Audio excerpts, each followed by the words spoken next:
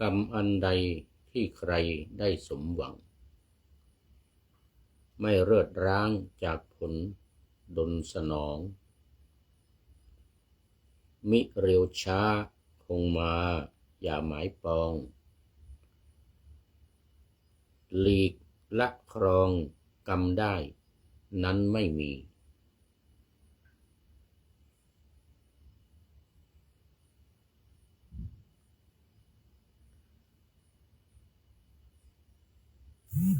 ประดุจเงาตามตนทุกคนผู้ต้องทนสู้กรรมไปในวิถีกุศลกรรมทำไว้ให้ผลดีเจริญสีเจริญสุขกับทุกคนพึงเว้นกรรมชั่วช้าปาปโทษทำประโยชน์วัฒนาสถาผลชำระใจให้คงเป็นมงคลประเสริฐล้น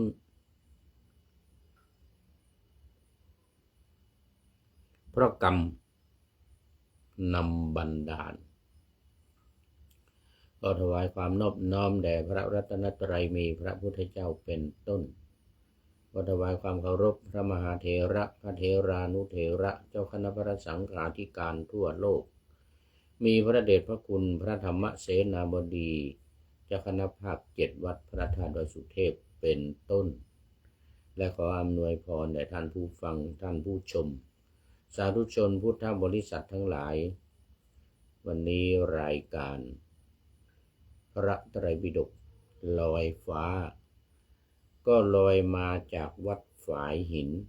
ตำบลสุเทพอำเภอเมืองจังหวัดเชียงใหม่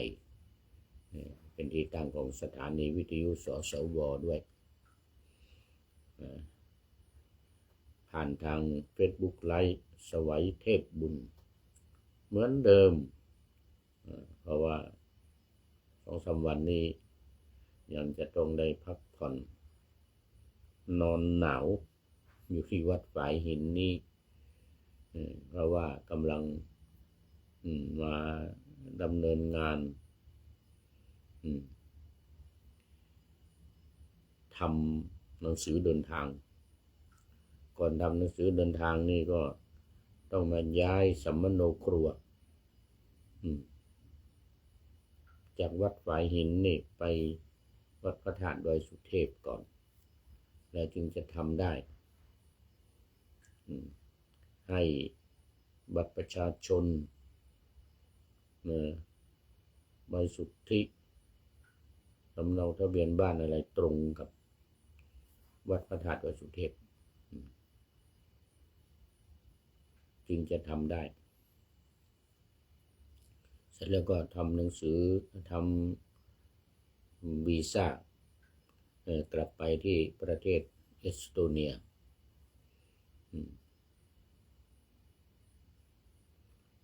แล้วก็คราวนี้ก็ไป5 ปีดังนั้นก็พาสปอร์ตมันจะหมดอายุก็จึงต้องทำใหม่ให้มันตรงกันเลยวีซ่า5 ปีพาสปอร์ต5 ปีอย่างเงี้ย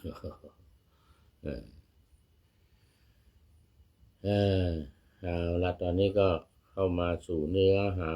ของธรรมะในรายการกันเลยวันนี้ก็ยังอยู่ในพระไตรปิฎกเล่มที่25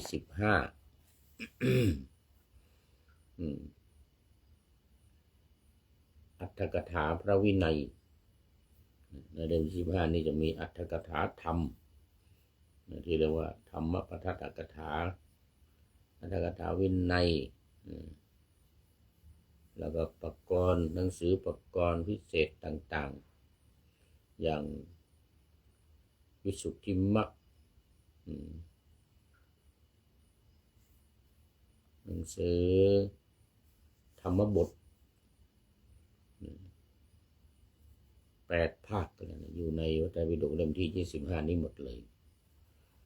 มังคลัตถทีปณีอย่างนี้จักรวาลทีปณีเวสสันตระทีปณีบรรดาอัตถกถาทั้งหลายอยู่ในนี้หมดโอ้ตอนนี้ขอต้อนรับคุณโยมสายสมรเบญจกุลโอ้วันนี้เข้ามาเป็นท่านแรกเลยอันนี้ FC ตัวจริงจากจังหวัดอุตรดิตถ์เมื่อวานนี้ก็นั่งรถผ่านมาผ่านอุตรดิตถ์ผ่านอุตรดิตถ์ศิลาอาจมาเด่นชัยมาบ้านปินแม่เมาะลำปางขึ้นมาขุนตาลแล้วก็ลำพูนเชียงใหม่นั่งรถไฟมาเมื่อวานมาถึงก็เที่ยงวันเมื่อวานเนี่ยฉันเพลนี่ลำปางนี่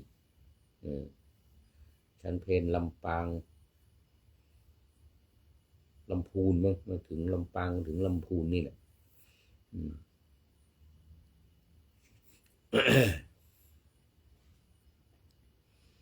โมทนากับคุณโยมสายสมรเบญจกุลไว้ที่นี้เป็นอย่างยิ่งโอ้กดไลค์กดแชร์มาแล้วก็แชร์ไปมากๆแชร์ไปมากๆด้วยมันจะได้กว้างขวางวันนี้ยังอยู่ในตติยสมันตปาสาธิกาหน้าที่27แล้ววันนี้เรื่องอุรุเวละกัสสปาทิวัตถุเรื่องอุรุเวละเป็นต้นเรื่องอุรุเวละกัสสปะเป็นต้นก็มีขยากัสสปะนาทีกัสสปะด้วย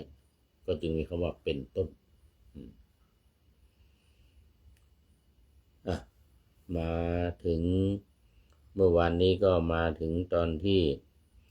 เราการพูดนะว่ามีบุคคลผู้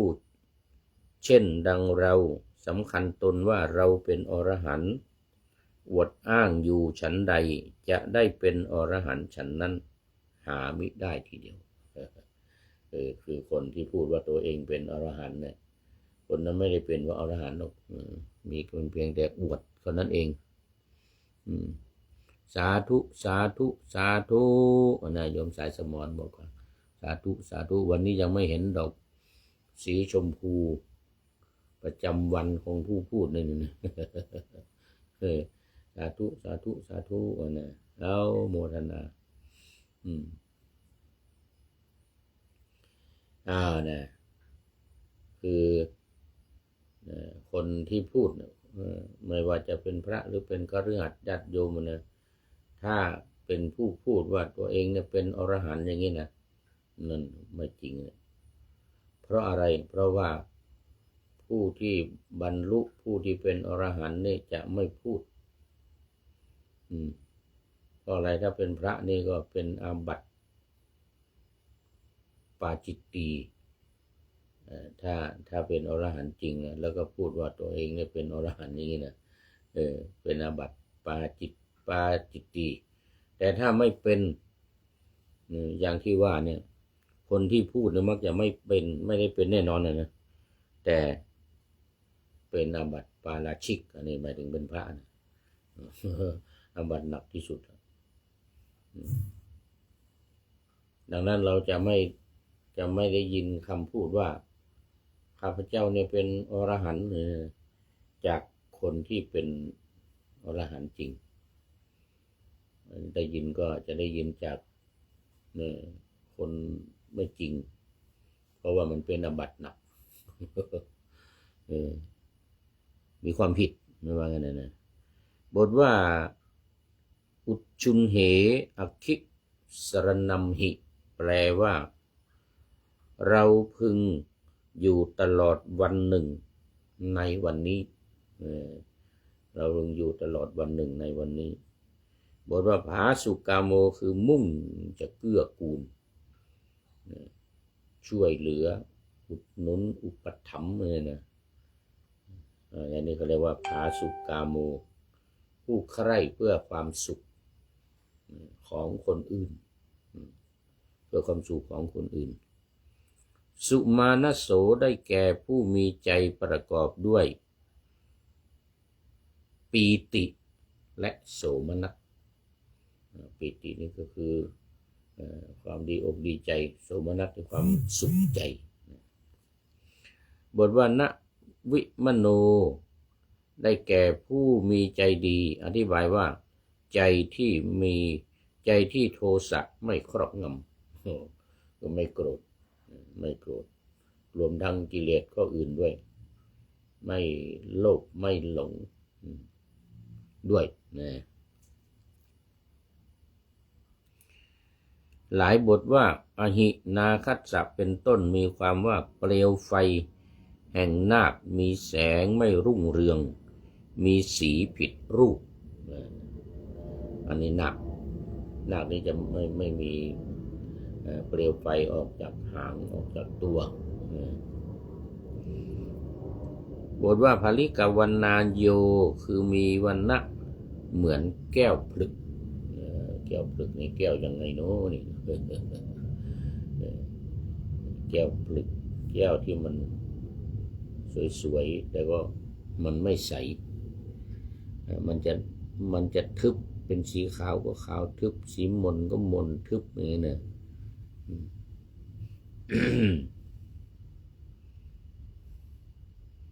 บทว่าอหินาคัสสะเป็นต้นความว่า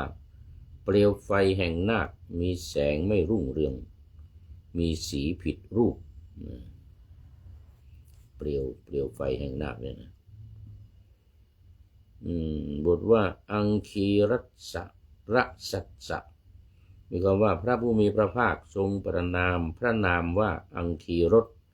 เหตุมีพระองค์เป็นแดนซ่านออกแห่งรัศมีแห่งพระผู้มีพระภาคผู้ทรงพระนามว่าอังคีรัสพระองค์นั้นอังคีรัสพระองค์นั้นก็คือพระพุทธเจ้าเรานี่แหละพระเจ้าเรานี่มีสองชื่อตอนที่ตั้งชื่อนะพราหมณ์ทั้งหลายเข้ามาตั้งชื่อว่าอังคีรสอย่างหนึ่งแล้วก็สิทธัตถะอย่างหนึ่งที่เราทราบกันนะเพราะว่าใช้คำว่าสิทธัตถะไม่ใช้คำว่าอังคีรสอังคีรสโดยพระผู้มีแสงซ่านออกจากลำตัวทั่วร่างกายหรือรัศมีฉัพพรรณรังสีรัศมี6 สีอย่างนี้แผ่ซ่านออกสวยงามจึงคนตั้งชื่อนะจึงตั้งว่าอังคีรสอังคีรสะนะส่วนอีกอย่างหนึ่งจะเป็นผู้ที่ประสบความสำเร็จเป็นพระพุทธเจ้าหรือเป็นศาสดาเอกของโลกอย่างที่เขาประกาศเมื่อวันที่ประสูติออกมาใหม่ๆเขาก็เชิญพราหมณ์108 คนเข้าไปตั้งชื่อของราชโอรสคือสิทธัตถกุมารราชโอรสตอนนี้ขอต้อนรับโบตันโจนสาธุโยมโบตันบอกสาธุนะเมื่อวันก่อนก็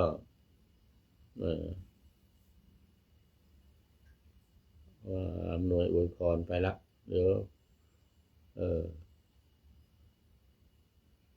เป็นอะไรนี่หายดีแล้วนี่หายดีแล้วโมทนาเป็นอย่างยิ่งคุณโยมโบตันโจนส์วันนั้นทักผิดไปทีหนึ่งนะมันเยอรมันก็อังกฤษเลยไม่ได้เข้าไปดูโปรไฟล์ถ้าจะอังกฤษ ภาษาอังกฤษสาธุสาธุสาธุนะก็นามสกุลนี้เป็นนามสกุลทางยุโรปคุณโยมบตันโจนส์โมทนาวันนี้เข้ามาเป็นอันดับที่2นี่เป็น FC ตัวจริงเหมือนกันเนี่ยมาวันนี้ก็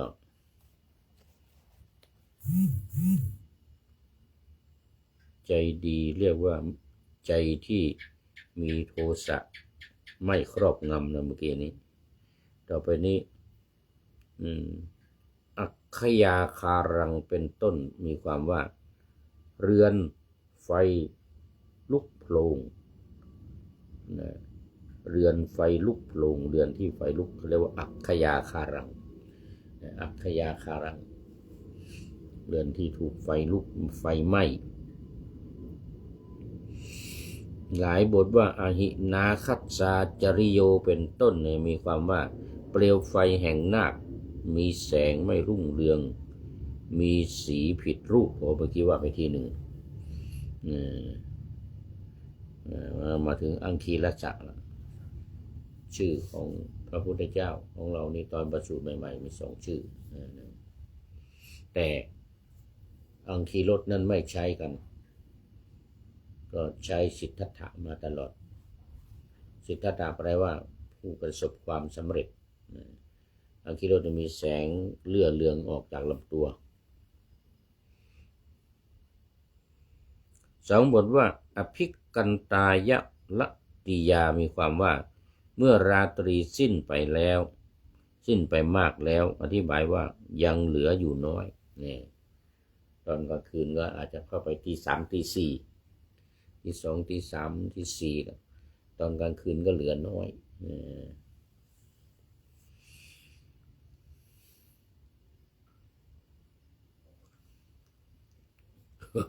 ขอไปโยมบตัน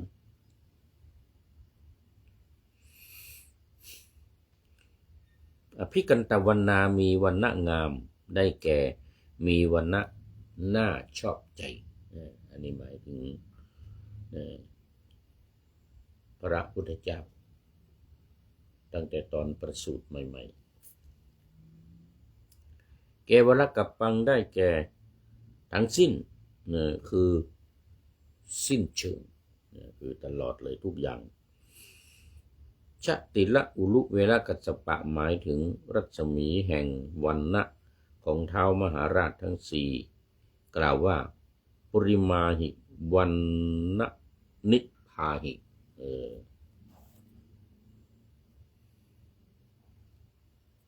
มีการตั้งวิเคราะห์ด้วย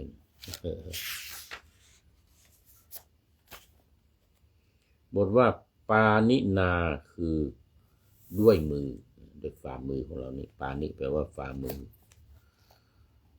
ได้แก่เทวดาผู้สิงอยู่ที่ต้นรกฟ้ากะกุเทอธิวัฏฐาเทวตาเทวดาที่สิงสถิตอยู่ที่ต้นรกฟ้าต้นไม้ชื่อต้นไม้รกฟ้าอย่างที่สันกำแพงนี่มีสันมหกฟ้าก็คือรกฟ้านั่นเอง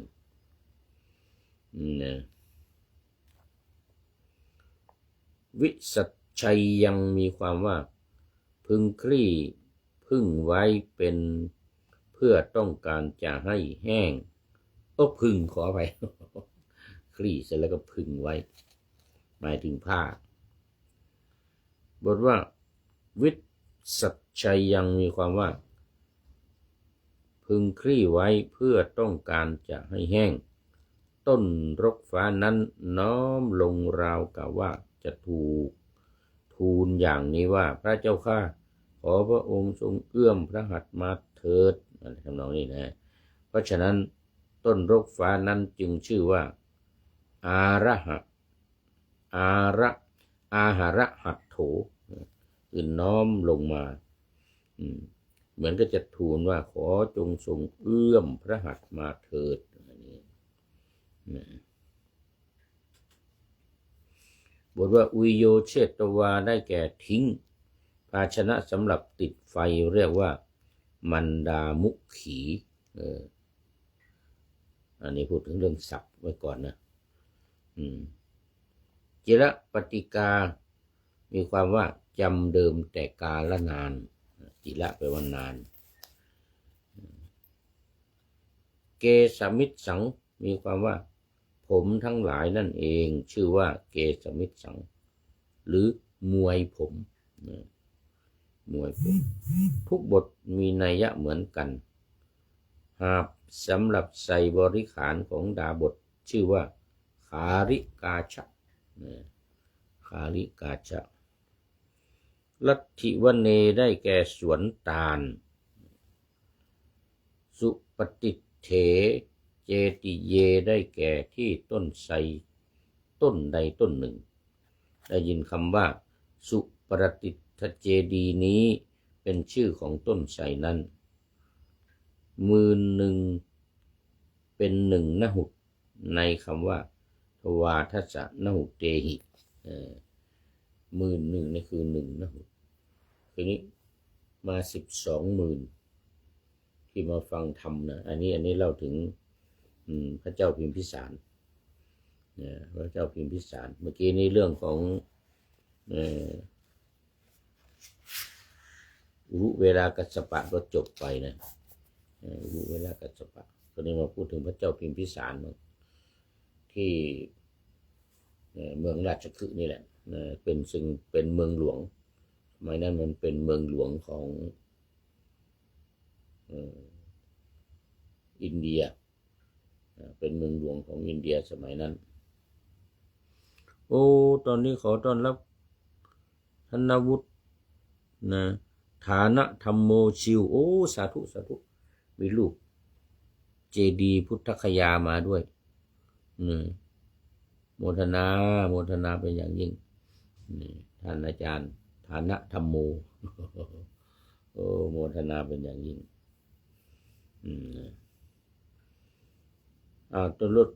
ตอนนี้มันเป็นตอนพิมพิสารวัตถุเรื่องของพระเจ้าพิมพิสารพระเจ้าพิมพิสารที่ว่าเมื่อกี้เนี่ยที่ว่าลัทธิวันเนี่ยก็คือสวนตาลหนุ่มนะที่ต้อนรับพระพุทธเจ้าตอนเสด็จมาจากเมืองพุทธคยาตอนที่ได้สาวก1,000พยากัสสปะนาทีกัสสปะแล้วก็รุเวลากัสสปะ500 300 200ถึง 1,000 มาถึงเมืองราชคฤห์ก็เข้าประตูทิศตะวันตกเฉียงใต้ระหว่างภูเขาอิสิคิลิกับภูเขาปันดวะอันนี้หลังจากที่โปรดสดิน3พี่น้องเรียบร้อยแล้วแสดงอทิตตปริยายสูตรได้เป็นอรหันต์กันหมดทุกรูปก็พามาที่เมืองราชคฤห์อย่างนี้เนี่ยพระเจ้าพิมพิสารพร้อมกับบริวาร12นหุต1นหุตนี่คือ10,000 คนอัน12นหุตนี่ก็120,000 คนในจำนวน120,000เนี่ยในจำนวน120,000นี้ได้บรรลุ11นหุตก็หมายถึง110,000ไม่น้อยนะพระพุทธองค์แสดงธรรมเสร็จบรรลุ110,000นี่นะแล้วก็เหลืออีก10,000ถึงพระรัตนตรัยไม่บรรลุไม่บรรลุนี่หมายถึงว่าได้ดวงตาเห็นธรรมเป็นโสดาบันนะมีพระเจ้าพิมพิสารเป็นต้น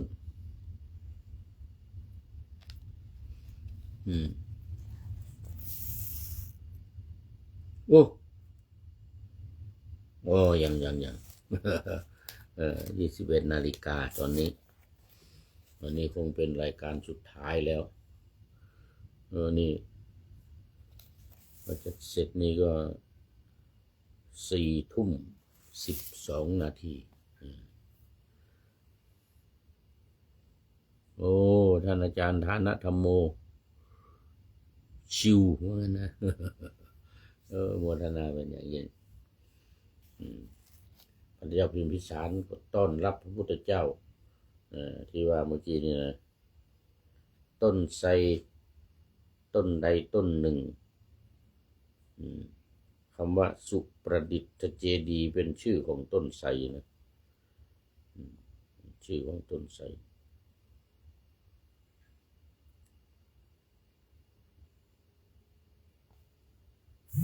บทว่าอัจฉกาสิมีความว่าได้ตรัสลำทับสำทับ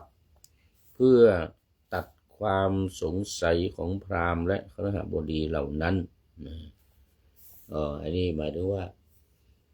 พอมาถึงราชคฤห์เนี่ยที่สวนตาลหนุ่มเนี่ยทิศตะวันตกเฉียงใต้ของประตูของเมืองราชคฤห์เนี่ยประตูเมืองมันอยู่ทิศตะวันตกเฉียงใต้กับตะวันตกเฉียงเหนือตะวันตกเฉียงเหนือระหว่างภูเขาวิปุละกับเวภาละออกไปก็จะไปเจอบ่อน้ำร้อนไปเจอวัดเวลุวันเจออะไรที่เราไปทิศตะวันตกเฉียงเหนือส่วนทิศตะวันตกเฉียงใต้นี้กำลังเข้ามาพระพุทธเจ้าเสด็จมาพร้อมกับลูกศิษย์1,000 คนทั้งหลายก็สงสัยว่าพระพุทธเจ้าเนี่ยเป็นลูกศิษย์ของอุรุเวลากัสสปะหรืออุรุเวลากัสสปะพร้อมกับบริวารเนี่ยเป็นลูกศิษย์ของพระพุทธเจ้าเหมือนกันนะคนก็สงสัยกันเพื่อจะตัดความสงสัยก็ให้อุรุเวลากัสสปะกับพญากัสสปะนาทีกัสสปะเนี่ยที่บวชเป็นพระแล้วเนี่ยเป็นพระอรหันต์หมดแล้วเนี่ย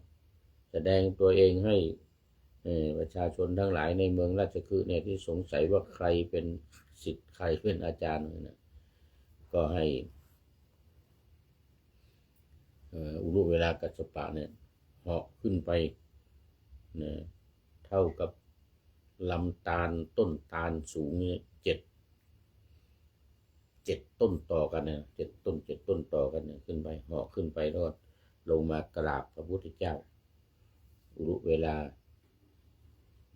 พระอรหันต์เนี่ยนะอุรุเวลาเนี่ยนะนาทีกัสสปะพญากัสสปะนี่ก็ถือว่าองค์เดียวท่านพระ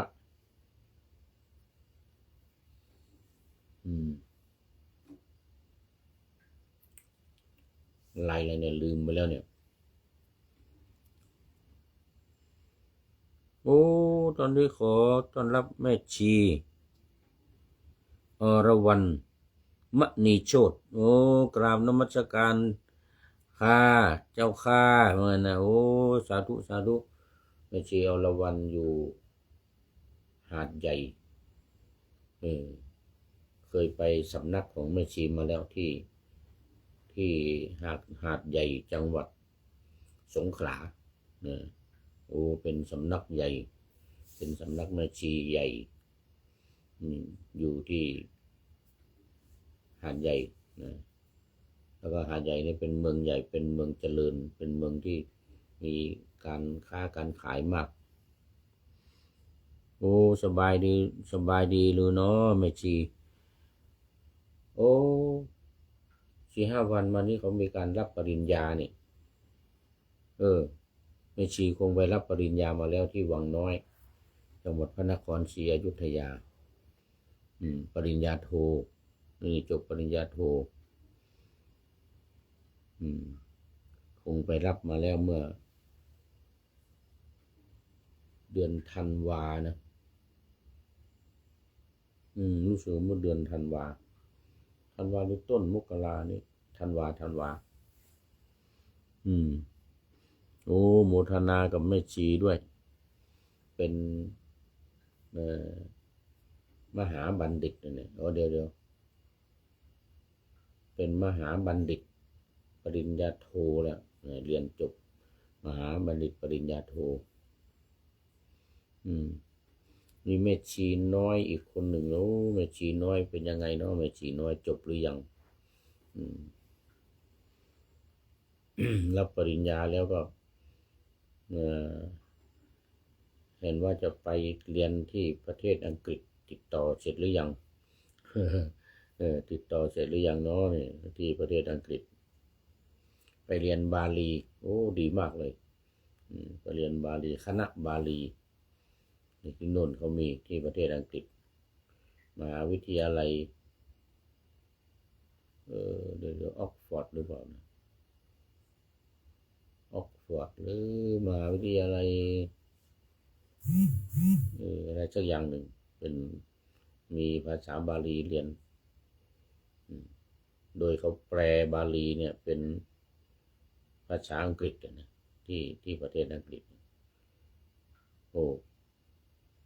45 เล่มนี้แปลเป็นภาษาอังกฤษหมดเลยนะ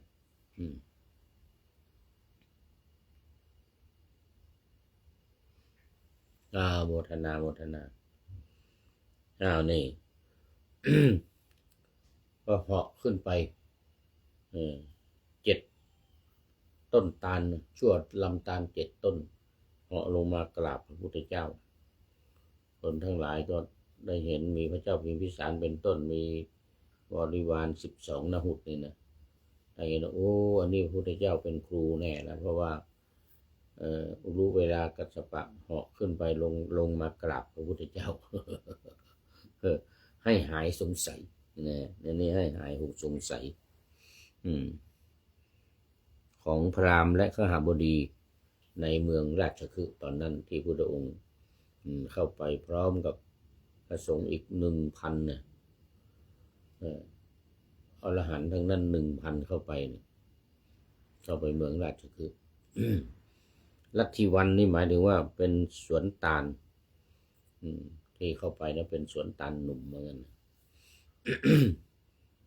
แต่ที่ในอินเดียนี่มีคำว่าลัทธิวันนี่เขาจะแปลว่าต้นไม้ไผ่ตันนะไม้ไผ่ตันรูมันเล็กๆเล็กเท่านี้เล็กกว่านิ้วก้อยนี่อีก รูไม้ไผ่ตันนี่นะเล่มมันขนาดนี้สูงใหญ่สุดด้วยขนาดนี้แล้วแข็งแกร่งเพราะมันตันมันมีรูนิดเดียวคนอินเดียใช้เป็นไม้เท้าไม้สักกะเท้านี่นะถือขึ้นดอยลงดอยไปโน่นมานี่นะใครใช้ไม้เท้านี่ก็จะใช้ไม้ลัทธิวันเนี่ยมาเป็นไม้สักกะเท้า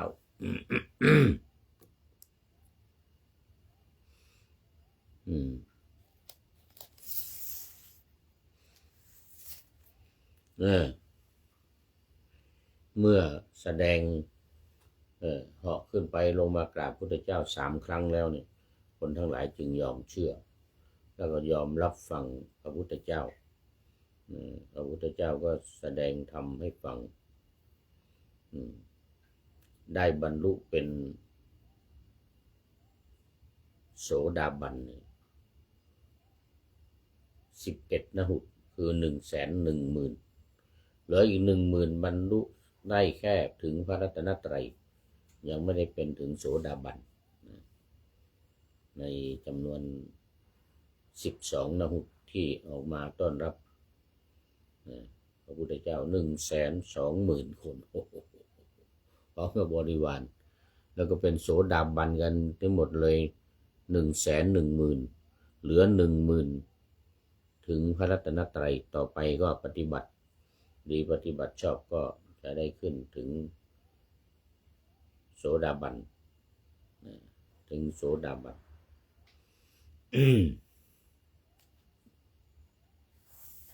และตัดความสงสัยแห่งธรรมเหล่านั้นนะบทว่ากิเมวทิสวามีความว่าเห็นอะไรเล่าเห็นอะไรเล่าอุรุเวลวาสีหมายถึงว่าผู้ที่อยู่เมืองตำบลอุรุเวลาที่พุทธคยานะคือผู้มีปกติอยู่อุรุเวลาประเทศท่านย่อมเป็นผู้ละไฟที่ตนบูชาแล้วบวชมีอุบายอะไรท่านละไฟออกบวชมีอุบายอะไรเป็นคำถามสำหรับ อุรุเวลากัจจปะนาทีกัจจปะขยากัจจปะท่านบวชเข้ามาเนี่ยเพราะอะไรว่างั้นนะเพราะเหตุอะไรกิสโกวาโทวทาโนวทาโนมีความว่าเป็นผู้ตักเตือนพร่ำสอนดาบททั้งหลายซึ่งได้นามว่าผู้ยอมผู้ผอมเพราะมีร่างกายผอมด้วยความประพฤติของผู้ย่างกิเลสกินข้าวน้อยกินอาหารน้อยพร้อมกิล่องกองเก่งเฮ้ยไม่ชีไม่ชีอรวรรณอีกอย่างหนึ่งมีความว่าเป็นดาบทผู้ผอมเองและเป็นผู้ให้โอวาทอธิบายว่าตักเตือนพร่ำสอนดาบทผู้ผอมเหล่าอื่นด้วยดาบททั้งหลายสองบทว่ากถังปะหีนังมีความว่าเพราะเหตุไรจึงละเสียคือเป็นคำถามสำหรับพระที่อุรุเวลานาทีขยาเนี่ยพามาคนทั้งหลายก็ถามว่าทำไมทำไมเป็นผู้ที่ผอมเหมือนนะผอมนี่เพราะเหตุอะไรอธิบายว่าท่านอุรุเวลามานานตนเองเคยเป็นอาจารย์สั่งสอนเหล่าดาบทผู้บำเรอไฟทั้งหลายเห็นอุบายอะไรเล่าจึงละไฟเสียเราถามเนื้อความนี้กับท่านเหตุไฉน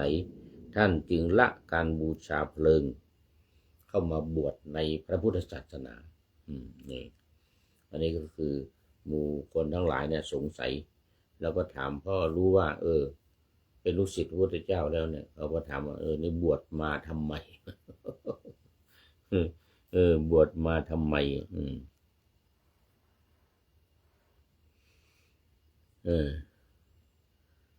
สองบทว่าถ้าอธิบายว่าท่านอยู่อุรุเวลามานานตนเองเคยเป็นอาจารย์สั่งสอนดาบทผู้บำเรอไฟเห็นอุบายอะไรเล่าจึงละไฟเสียเราถามเนื้อความนี้กับท่านเหตุไฉนท่านจึงละการบูชาเพลิงของลัทธิของท่านเสียแล้วมาบวชในพระพุทธศาสนาเลยนะตอนนี้ขอต้อนรับคุณโยมพิสมัยศรีเทพธรรมรงค์นี่จากลำปางลำปางมาแล้วลำปางมาแล้วคุณโยมพิสมัยศรีเทพธรรมรงค์รายการนี้จะไปออกวิทยุมจรที่ลำปางนะนี่วิทยุที่มจรลำปางวิทยาลัยสงฆ์นครลำปางรายการนี้ออกสถานีวิทยุของวิทยาลัยสงฆ์นครลำปางแล้วก็ที่เชียงใหม่วัดฝายหินวัดพระธาตุดอยสุเทพวัดปากทางเจริญแล้วก็ที่อำเภอฝางวัดพระพุทธบาทอุดมก็จะสามารถรับฟังรายการพระไตรปิฎกลอยฟ้านี้ได้ถึงลำปาง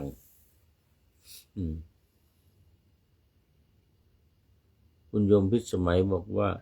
กราบไหว้สาเจ้าท่านพระครูติดตามรับชมรับฟังอยู่เจ้าสาธุสาธุสาธุเจ้า ดีใจติดตามรับฟังรายการบางวันก็ง่วงนะอย่างวันนี้นี่หนังตาเริ่มจะหย่อนแล้ว เมื่อคืนที่ผ่านมาจัดง่วงว่าผิดถูกวันนี้ไม่ง่วงแต่ก็หนังตาหย่อนมาบ้างแล้วจบรายการนี้จะต้องพักผ่อนละคุณโยมพิสมัยน่าจะเป็นท่านสุดท้ายจะละมั้งเนี่ยเข้ามาสู่ในรายการยังพอมีเวลาอยู่ ทางลำปางเป็นยังไงเนาะหนาวหรือเปล่าเนาะเนี่ยลำปางอืม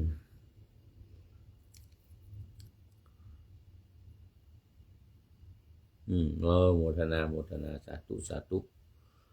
นะเขียนเป็นคำเมืองโน่นเนี่ยสาธุสาธุสาธุ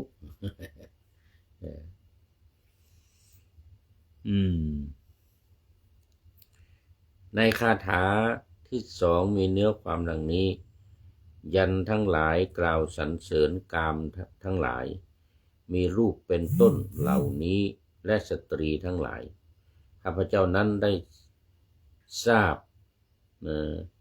ชนิดของกามมีรูปเป็นต้นทั้งหมดนี้ว่าเป็นมลทินในขันธ์เป็นที่หอกทุกข์ไว้จึงไม่ได้ยินดีในการเส้นสวงและบูชาไฟทั้งหลายเหล่านั้นอันนี้เป็นคำตอบโอ้ท่านสุดท้ายมาแล้วนี่สมัยก่อนเขาสุดท้ายประจำคุณโยมภักดีอวดสุขเนี่ยนึกหาชื่ออยู่หลายวันเลยนะนี่หลายเดือนแล้วนี่น้อมกราบนมัสการเนี่ยน้อมกราบนมัสการเจ้าข้าพระอาจารย์โอ้อันนี้โยมภักดีโอ้บัดเจ้ยแม่นภักดีอวดสุขอันนี้ภักคินีผิวพองโอ้โหจำบิดกว่าไว้ไม่ใช่เชียงรายอันนี้สวีเดนเดี๋ยวฟินแลนด์นะเป็นอุบาสิกามาจำศีลอยู่ที่วัดพุทธารามฟินแลนด์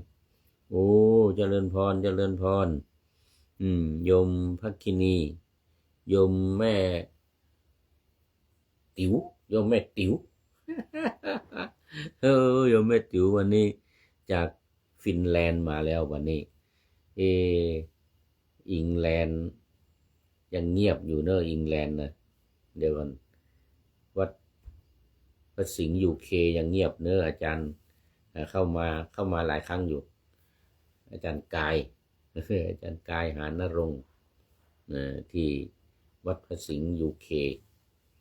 เมืองลันคอนประเทศอังกฤษอันนี้โยมภักคินีนี่อยู่สวีเดนฟินแลนด์อยู่ฟินแลนด์ภักคินีผิวพองปลายปีที่แล้วก็เป็นเจ้าภาพกฐินเป็นเจ้าภาพกฐินนี่เขาจองกันเป็นอีก20 ปี30 ปีนะที่วัดพุทธารามฟินแลนด์โยมภักคินีบอกว่าสาธุงั้นนะภักคินีผิวพองอันนี้ไปรับกฐินร่วมกับพระเดชพระคุณหลวงพ่อพระครูศรียานาวิเทศหลวงพ่อเจ้าอาวาสวัดพุทธารามโอ้โมทนาเป็นอย่างยิ่งเป็นสุดท้ายเลยเนี่ยโอ้เกือบไปแล้วเกือบไปแล้วเดี๋ยวตอนนี้เดี๋ยวพระเจ้าพิมพิสารเอานี่ก่อนมีรูปเป็นต้นเนี่ยพูดถึงว่าการบูชายันเนี่ยมันเป็นการพูดถึงหรือไปในทางกามคุณว่างั้นนะเป็นสิ่งไม่ดีว่างั้นนะพวกข้าพเจ้าทั้งหลายนี่จึงละหมดละการบูชาไฟทั้งหลายก็ได้ยินพระธรรมเทศนาอาทิตตปริยายสูตรด้วยสุดท้ายจริงๆมาแล้วทองเก๊ไม่ลอกไม่ดำจำนำไม่ได้ จากจังหวัดนครศรีธรรมราชนี่มาแล้วพระครูจารย์มาแล้วกราบนมัสการขอรับพระครูจารย์สำนวนก็สำเนียงนครศรีธรรมราชว่าสั้นๆโมทนา ถึงแม้จะเป็นทองเก๊ไม่ลอกไม่ดำจำนำไม่ได้แต่ว่า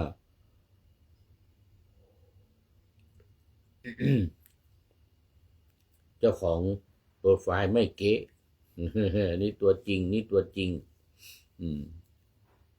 ทองจริงเลยเนี่ยทองจริงทองในนามของธรรมะนะในนามของธรรมะในนามของนามธรรมเป็นทองจริงแต่ทองเก๊นั้นไม่ลอกไม่ดำจำนำไม่ได้ โอ้โมทนาเป็นอย่างยิ่งโมทนาโมทนา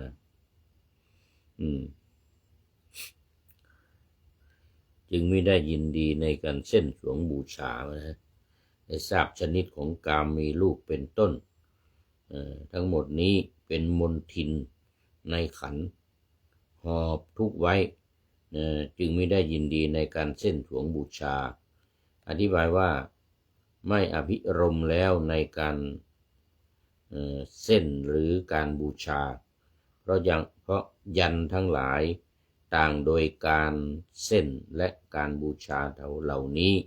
กล่าวสรรเสริญผลเป็นมลทินทั้งสิ้นเพราะว่าก่อนจะบวชเนี่ยที่พระองค์ไปโปรดนี่ก็คือบูชาไฟทั้ง3พี่น้องเลยอยู่หัวน้ำกลางน้ำท้ายน้ำแม่น้ำเนรัญชลาแม่น้ำที่ไหลไปทางเหนือนะไม่ได้ไหลไปทางใต้นะหรือทิศตะวันตกแต่ไหลไปทางเหนือไหลไปทางเมืองขยาศีสะมันไหลไปทางเมืองขยาศีสะ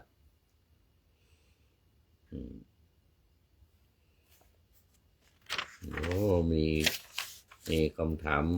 ตอนแรกมีความสงสัยว่าใครเป็นศิษย์ใครเป็นอาจารย์ ปรากฏว่าเป็นรูปเวลาก็แสดงให้คนทั้งหลายดูโดยการเหาะขึ้นไปลงมากราบพระพุทธเจ้าไม่ลอกไม่ดำจำนำไม่ได้ อารมณ์ดีอารมณ์ดีนี่วินิจฉัยในคาถาที่3ว่าตัทธะโกจเลหิเป็นต้นก็ทีนั้นความสงสัย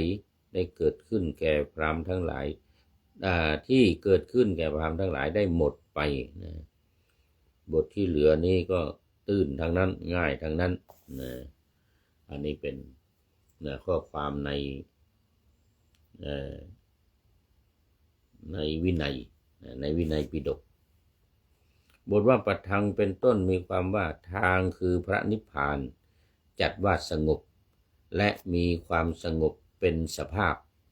สัตว์ไม่มีกิเลสอันเป็นเหตุหอบทุกข์เพราะไม่มีกิเลสทั้งหลายที่เข้าไปหอบเอาทุกข์ไว้นะจัดว่าไม่เกี่ยวข้องแม้ในกามภพซึ่งเป็นที่กล่าวสรรเสริญแห่งยันทั้งหลาย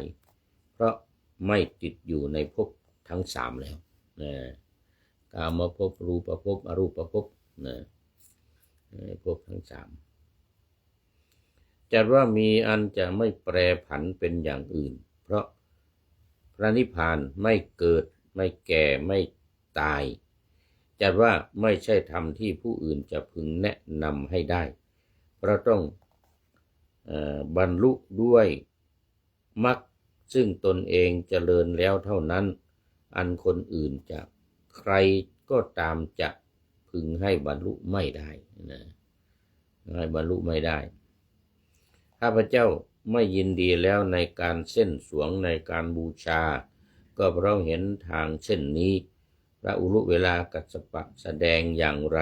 ด้วยคำว่าได้เห็นทางอันสงบได้เห็นทางอันสงบเป็นต้นนั้นแสดงว่าข้าพเจ้ามิได้ยินดีแล้วในการเส้นสวงบูชาซึ่งให้สำเร็จสมบัติในเทวโลกและมนุษยโลกข้าพเจ้านั้นจะกล่าวอย่างไรจะกล่าวอย่างไร ครั้งนั้นแลพระอุลุเวลกัสสปะผู้มีอายุคันประกาศความไม่ยินดีในโลกทั้งปวงอย่างนั้นว่าใจของข้าพเจ้าไม่ยินดีแล้วในเทวโลกและมนุษย์โลกนี้ดังนี้จึงประกาศข้อที่ตนเป็นสาวกของพระผู้มีพระภาคเจ้าว่าข้าพเจ้าเป็นสาวกนี่จะเหาะขึ้นไปลงมาไหว้พระพุทธเจ้าแล้วยังต้องปฏิญญาณว่าข้าพเจ้าเนี่ยเป็นสาวกของพระพุทธเจ้านะ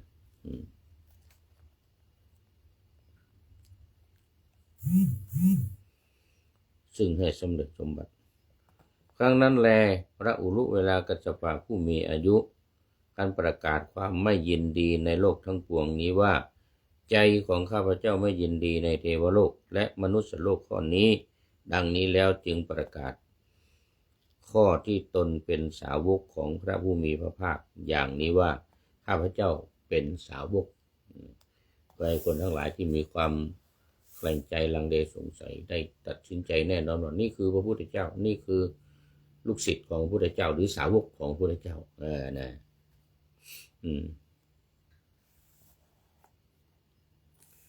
ครั้งนั้นแลพระอุรุเวลากัสสปะผู้มีอายุประกาศความไม่ยินดีแล้วกล่าวว่าข้าพเจ้าเป็นสาวกก็แลท่านแสดงปาฏิหาริย์หลายอย่างในอากาศเพื่อประกาศข้อที่ตนเป็นสาวกของพระผู้มีพระภาคนั้นแลแล้วทรงถวายบังคมพระผู้มีพระภาคเจ้านั่งณที่สมควรอันนี้ก็หมายถึงว่ามาด้วยกันนั่นแหละพร้อมกับลูกศิษย์ 1,000 น่ะอุรุเวลากัสสปะนาทีกัสสปะขยากัสสปะมาพร้อมกันแต่ต้องมาแสดงให้คนทั้งหลายเห็นว่าคนนี้นะเป็นลูกศิษย์อันนี้นะเป็นผู้ที่เป็นอาจารย์เป็นอาจารย์สอนเอาละตอนนี้ดูไปดูมาหมดเวลาทองแท้ไม่ลอกไม่ดำจำนำไม่ได้กราบนมัสการขอรับพระกุจารย์เป็นท่านสุดท้ายเข้าสู่เส้นชัยของรายการในวันนี้ขอโมทนาเป็นอย่างยิ่งแล้วก็ท่านอื่นๆที่เข้ามาแล้วผ่านไปแล้วด้วยแล้วมาดูข้อคิดท้ายรายการวันนี้ได้จากท่านนายพลของเราพลตรีนเรศจิตรักบอกว่านี่เป็นของเก่านะว่างั้นนะกรรมอันใดที่ใครได้สมหวังไม่เลิศร้างจากผลดลสนองมิเร็วช้าคงมาอย่าหมายปองหลีกละครองกรรมได้นั้นไม่มีใครสามารถที่จะละกรรมของตัวเองได้จะต้องได้รับต้องสนองกรรมนั้นประดุจเงาตามตนทุกคนผู้ต้องทนสู้กรรมไปในวิถีกุศลกรรมทำไว้ให้ผลดีเจริญสีเจริญสุขทุกคนพึงเว้นกรรมชั่วช้าปาปโทษทำประโยชน์วัฒนาสถาผลชำระใจให้คงเป็นมงคลประเสริฐล้นเพราะกรรมนำบันดาลวันนี้โมทนาขอบคุณผู้พันเดี๋ยวท่านนายพลนเรศจิตรักไว้ณที่นี้เป็นอย่างยิ่งแล้วโมทนากับทุกท่านมีทองเก๊ไม่ลอกไม่ดำจำนำไม่ได้เป็นท่านสุดท้ายในวันนี้ขอนำพระไตรปิฎกลอยฟ้าไปจากผู้ฟังทั้งหลายในโลกล่าวันต่อไปจะได้จรย้อนกลับมาสู่สถานีใหม่ให้ท่านฟังอย่าลืมเปิดวิทยุหรือเครื่องรับโทรศัพท์โมบายคอมพิวเตอร์ผัง YouTube เฟซเพจไลน์ให้ดังเพื่อชมฟังรายการวันต่อไปขอทุกท่านมีความสุขทุกคืนวัน นำธรรมะประกอบการงานทั้งหลายเช่นขยันทำงานทางวาจากายใจขวนขวายกิจการงานนานาบำเพ็ญสาธารณประโยชน์เว้นสิ่งที่มีโทษโหดเยี่ยงสาประกอบแต่กรรมดีมีราคาแสวงหาเงินทองครองใจคนเสียสละพลทรัพย์นับมากน้อย